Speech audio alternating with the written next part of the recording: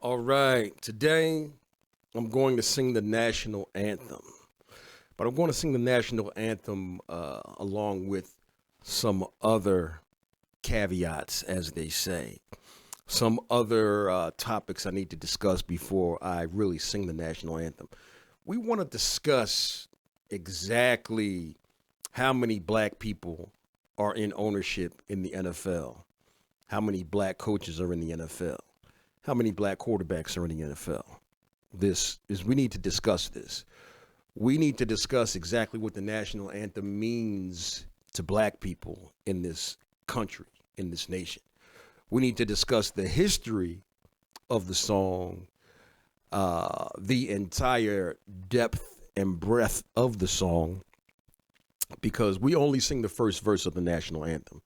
The national anthem is a four-part song. It has many different verses. We cut it off after the first part. The reason we do this is because the national anthem has an extremely racist verse in the middle of the entire song. It's very racist, and we'll talk about that in a little while. But what I want to say first, I'm going to remind you that I am going to sing the national anthem. All right, but it is to inspire change in America. It's not just going to be about me singing the national anthem and that's it. It's to inspire change and to propel change in this country, the change that is so desperately needed. Now, there are no black owners of any NFL team in the entire league. The NFL has been in existence for 83 years, damn near a century, damn near 100 years. It's been existing. And for the league to be basically dominated by black players, most of the players in the league are black. Okay. You can't really go by the percentages that you see that when you look up the percentage of NFL players, because Google is run by a bunch of liars, YouTube and Facebook as well, basically. Anything that's meant to reduce our presence or exposure is downplayed or lied about. Back during the Colin Kaepernick protests and the all of the protesting and taking of knees and what have you, it was said that the league was consisted of approximately 77 to 80% black players. Each subsequent year, the number of black players, as it has been reported to us, has gone down significantly. So if you look it up now, it says that black players only make up 58% of the league, which is preposterous and asinine. When you look at these games every Sunday, it looks like there's 80% of black players on the field playing. So for there to be zero black men or women owning a team is disgusting, and it's on purpose, and you know it. Okay, you got two black coaches, you got 32 teams. You got two black coaches, you got 32 teams. Okay, that's done by design, that is on purpose, and you know it. Okay, so to put it bluntly, the league is racist. And you turn it on every Sunday and you watch it and you ignore it and you act like it just doesn't exist. Now, I understand that we have two black quarterbacks playing in the Super Bowl this year, and that's all well and good and fine and dandy. But since the Super Bowl has been instituted and implemented, there have only been three black quarterbacks to win the Super Bowl. Three black quarterbacks. There was a time when the league didn't want black men playing quarterback. This is why you only have three black quarterbacks that have won this game since it has been instituted. Correct me if I'm wrong, but Russell Wilson. The first one is Doug Williams, of course, the great Doug Williams. Then was Russell Williams, and then Patrick Mahomes. You can correct me in my comments if I'm wrong, but there's only three. This is done on purpose. This is done by design. They never wanted black men to play quarterback in the league, and you know it, and I know it. Let's hope many more will come down the pike, but that's ridiculous. Now, you would think that some of those so-called black men that play that game and play that in that NFL over the many, many years that it has been functioning, you would have thought that some of the all-stars, some of the men that the league was built on and based around would have banded together at some point and decided to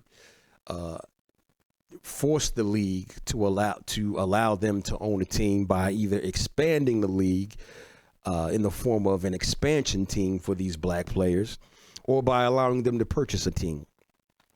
There was a time when there was a black man who wanted to buy the Minnesota Vikings.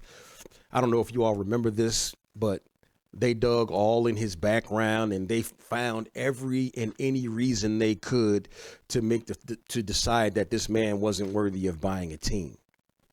That was the one time where a black man was seriously considering buying a team, and that's what they did to him.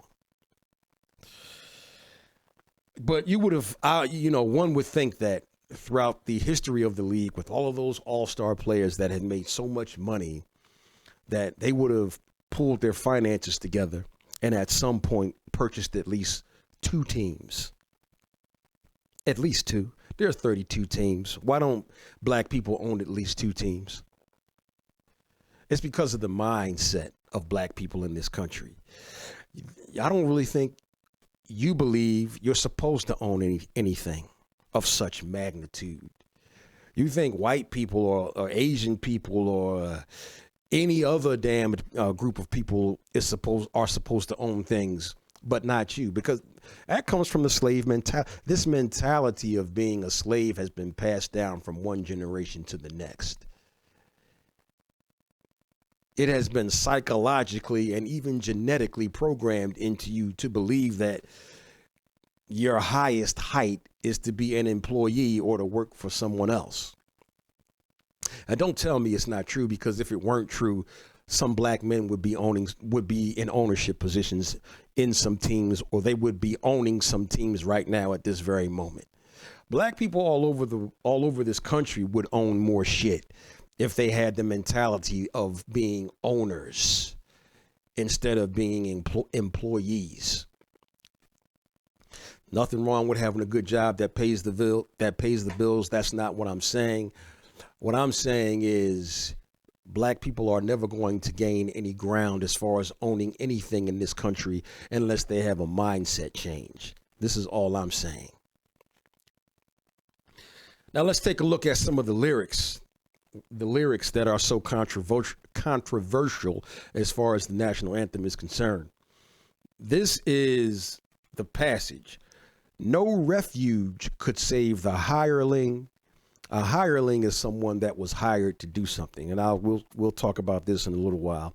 No refuge could save the hireling and slave from the terror of flight or the gloom of the grave. No refuge could save the hireling and slave from the terror of flight or the gloom of his grave, or the gloom of the grave. Now, why is that word slave thrown in there? Okay, in the revolutionary conflict, the Revolutionary War, the war between the 13 colonies and Great Britain, the war for the independence of the United States of America, to be totally independent and free from Britain at the time. Great Britain would hire people within the 13 colonies. They would hire some Americans that were sympathetic to the crown and sympathetic to the Kingdom of Britain, who still thought of Britain as being their fatherland, and their allegiance was still with Great Britain. So some of those fought on the side of the British, even though they were Americans. Some just wanted the money that Britain would pay certain individuals to fight on their side. They would hire them and pay them money to fight against their own land, to fight against America. So those were the hirelings. But what Britain also did was promise those black enslaved people that you all call slaves, they were enslaved people. Great Britain would also hire them and promise them their freedom if they fought along the side of the British in the Revolutionary War. They promised those black people their freedom. Keep that in mind. So you got the racist ass Americans that didn't promise black people anything. Then you got Great Britain that's promising black people their freedom during the Revolutionary War. What are you going to do as a black person? Okay. So then you have a racist like Francis Scott Key, who writes this passage and says, no refuge could save the hireling and slave from the terror of flight or the gloom of the grave, simply because that black man or woman wanted to be fucking free. That's the only reason why they went to fight with Britain, because they wanted to be free. But this racist Francis Scott Key, he finds fault with that. In his simple-minded mind, he finds fault with that. Somehow he comes to the conclusion that there's something wrong with a man wanting to be free. You see, this is the warped and disgusting mindset of white supremacy and white racism.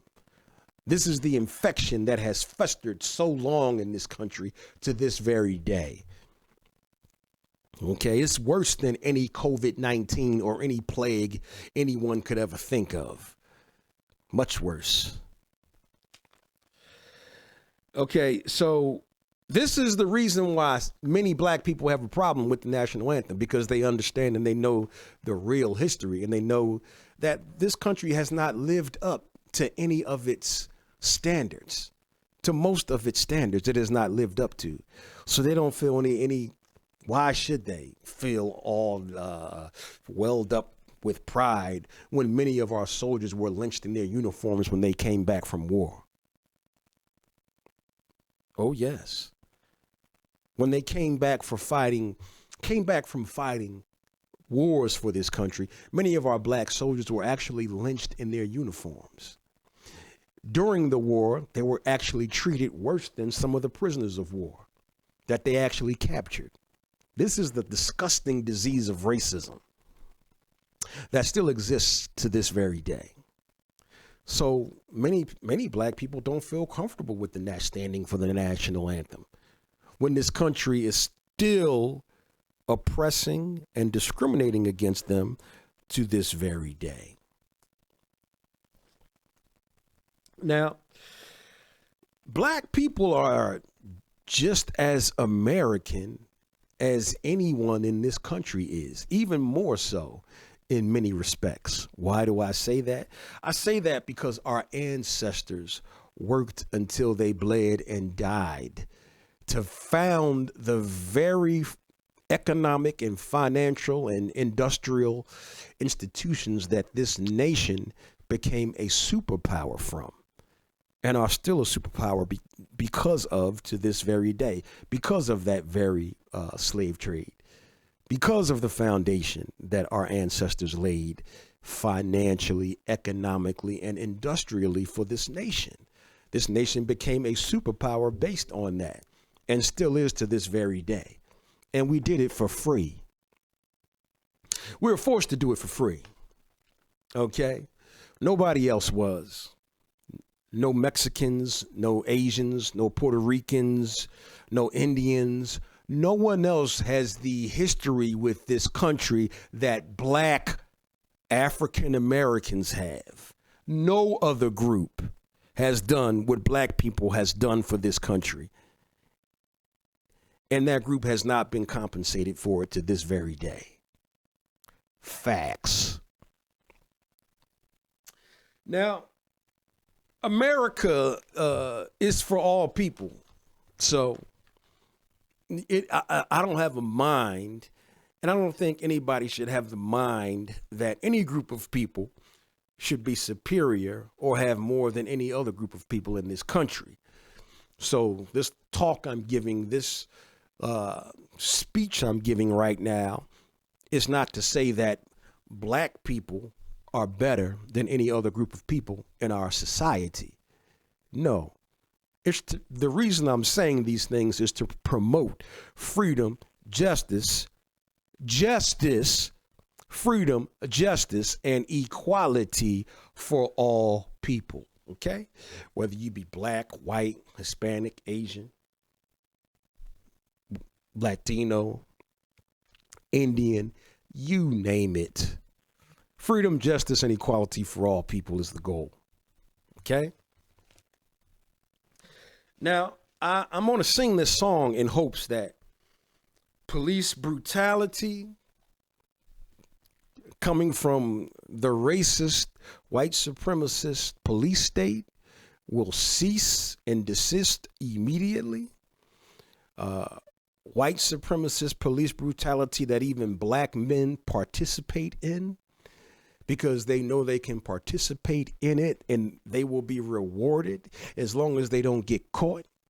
They will be rewarded and patted on the head by their white bosses, their racist white commanders, chiefs, captains, because they know they can get away with it and in most cases not be severely punished. This is what we see with the Tyree Nichols case. Black people have been victimizing other black people in the name of white supremacy since we got here. They did it during slavery, during the days of slavery, and many of them still do it to this very day. So it's all tied into the racist white supremacist system that we live under today. I had a discussion with someone at the gym.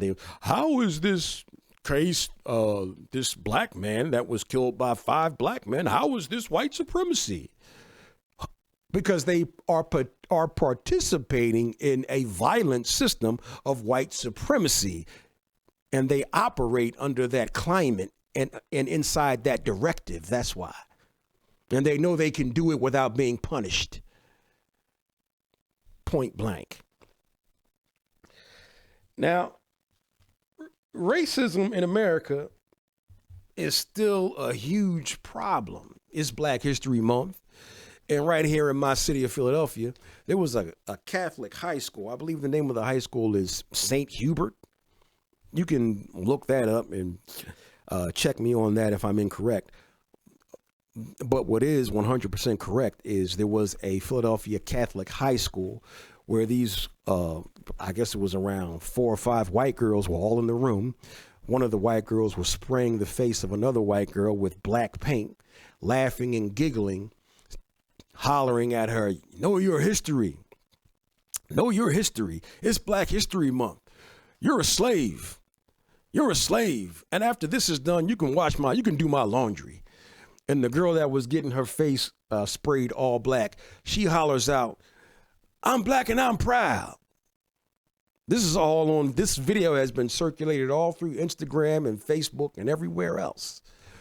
And this high school is a hotbed of racial aggression and oppression when it comes to black students that go there. So this racism and this discrimination and oppression still, it goes on to this very day. And in many cases, in an aggressive way, in a violently aggressive way. I've said once before that the FBI and the FBI has known that the police departments all over this nation have been experiencing an influx of white supremacist groups that deliberately become police officers so they can act out and perpetuate all manner of violence on the streets of this nation against black people and other groups that they deem to be less than. The FBI knows that this is a problem. This goes all the way back to 2007 or 8. You can look this up. They've always known that this has been a problem. So the reason I sing this national anthem is really to inspire change, to remind you that it's un-American to discriminate and oppress violently or otherwise any group of people based on their skin color, ethnicity, or religion. That's un-American. It's un-American to mandate a potentially dangerous vaccine which can cause myocarditis, which is swelling of your entire heart, or pericarditis, which is the swelling of the outer lining of the heart. A vaccine that could also cause strokes. All of these things I told you damn near 3 years ago. And my videos got taken down off of YouTube. And my videos got taken down off of Facebook. But all I did was read right from the CDC's website all of the possible negative side effects. And some of you on Facebook and YouTube tried to say that I was an anti-vaxxer, anti-science. Well, what do you think now? Now that we know the largest group of people that are currently dying from COVID-19 are the fully vaccinated ones. The most of the deaths from COVID-19, most of them are made up of the fully vaccinated. The Washington Post wrote a story on this. We know that even though you may not feel any immediate side effects after being vaccinated, you can experience what's called subclinical myocarditis. Means you don't feel anything that's going wrong at the time, but your heart could be getting damaged slowly but surely and being scarred slowly but surely every time you get that vaccine. I'm not saying that it's definitely going to happen, but the studies have shown that it can potentially happen. You can look it up on the CDC's website. You can look this up on several scientific and medical websites. It's common knowledge. So whenever there's a risk such as that, there should never be any mandate that forces you to turn yourself into a lab rat so that you can be experimented on with an experimental shot or vaccine. Because that's what it was. And in some people's opinion, it is still experimental, okay, because it hasn't been around long enough for anybody to determine any long-range side effects. So therefore, it should never be mandated, especially when we know now that it does not stop transmission of anything. It's not going to stop you from giving it to grandmom like they so famously promoted. It's going to stop you from giving it to grandmom and from giving it to people that are prone to contracting viruses and disease like upper respiratory viruses and various flus and what have you. It's going to stop you from transmitting these things to them, from transmitting COVID-19 to them. Now we know that they never even tested to make sure that it did in the first place. Oh, so many things are coming out. So it's un-American to lie to America, to dupe America. And it's un-American to force them to wear masks on their face and to take vaccines that many of them don't need. It's un-American to single out an individual for making a tweet about a movie that he found to be interesting. We're talking about Kyrie Irving now. It's un-American to attempt to discredit him, affect his livelihood, and to turn him into public enemy number one because he tweeted out a movie, that movie being Hebrews to Negroes. Now, I don't give a damn because it's all nonsense. The movie is nonsense. The religion is nonsense. All religions are nonsense as far as I'm concerned. So I don't care about that. What I do care about is how this man was vilified in the media for tweeting about a movie that he saw, a movie that the Jewish CEO of Amazon was allowing to be sold on his platform. That's right.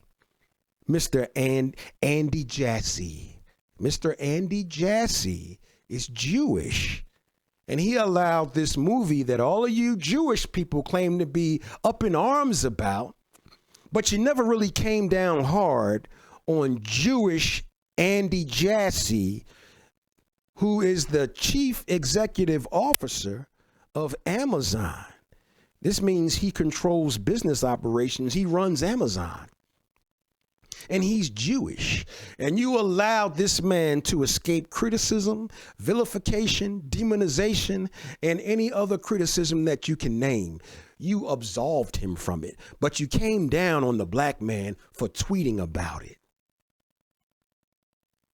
And that idiot Shaquille O'Neal went on TV and called Kyrie Irving an idiot for tweeting about it and making statements about the movie. Little did we know that simple-minded clown, Shaquille O'Neal, was showing this movie in one of the movie theaters that he owned at the time. One of his own theaters was showing the movie. And if you say, oh, he probably didn't realize it, he probably didn't know, then he should have kept his damn mouth shut. Because it makes him look like a fool when he criticizes another black man, when he's making money off the damn movie that he's criticizing this other black man for. It's all un-American. It's un-American. It's un-American when you cry anti-Semitism every time somebody criticizes your group of people. Even if the criticism is legitimate and warranted. I'm not talking about illegitimate, unwarranted, out of left field criticism. I'm talking about something that everybody can plainly see that your group of people or somebody that comes from your group of people has done, and you criticize that man or woman for their behavior, and your whole group, the Jewish group, comes out and they cry anti-Semitism. That's un-American. If the criticism fits and it's warranted, then let it be thrown at you because you deserve it based on your actions. Just like it would be un-American for a black person to cry racism if this black person is running around wreaking havoc, doing wrong. It would be un-American for that black person to cry racism. So don't tell me that I'm not giving you a balanced critique here, because I am. So I sing this national anthem in the hopes that one day in our very, very near future, as soon as possible, in the hopes that we can eradicate all of these un-American behaviors so that we can really live up to what America is supposed to be for us all. All right. Having said that, let's go. Oh, say, can you see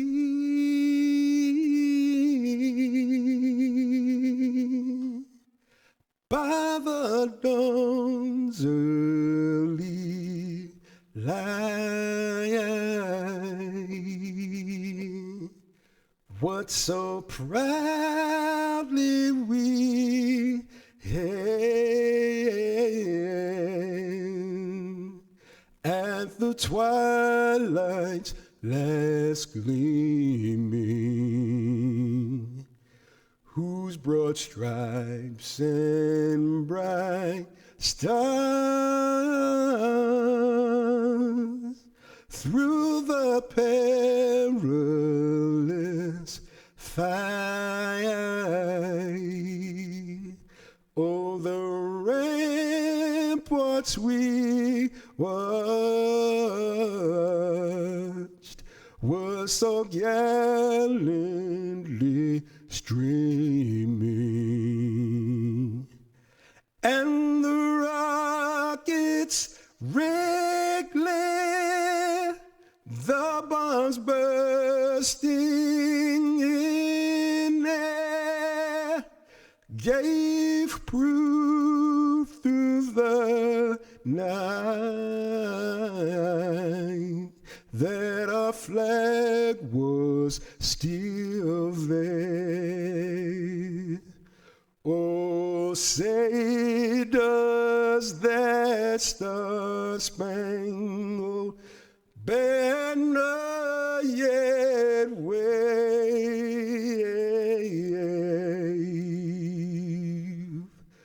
o'er the land of the free,